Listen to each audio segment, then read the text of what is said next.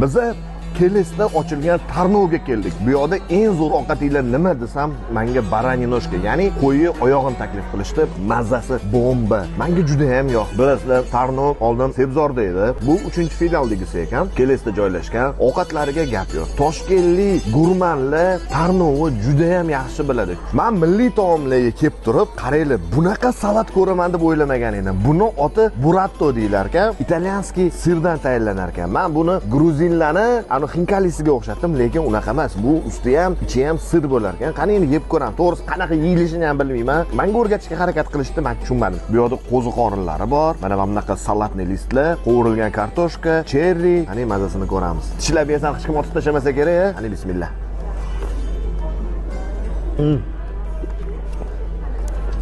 Bu sirri bo'lar ekan, qaranglar.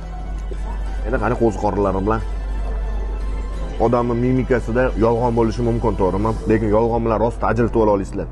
Qani qo'ziqorinlar bilan, qani bismillah. Qani.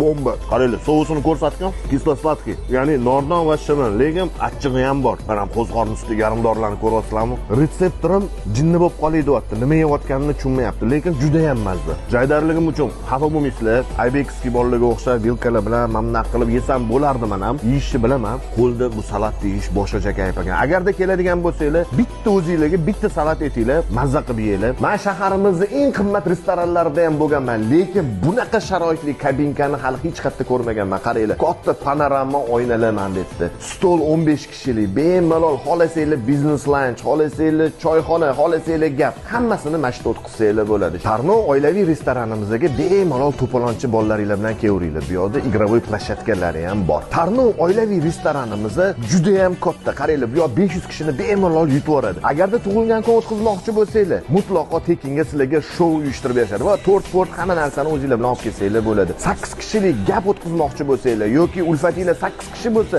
gapga egasiga va ulfatda bitta odamga mutlaqo tekin qilib berishadi, o'tiradigan joyini ham, ovqatlarini ham. Bemalol bu yerda banket ham o'tkazsanglar bo'ladi. Ha, aytgancha, banket egalariga ham, banket o'tkazuvchilarga ham yaxshi chegirmalar qilib berishadi. Tarnov oilaviy restoranimiz Kelesda joylashgan, lekin yanada aniqroq manzil kerak bo'lsa, Telegram kanaliga o'tinglar. Manzilni tashab qo'yaman o'sha yerga.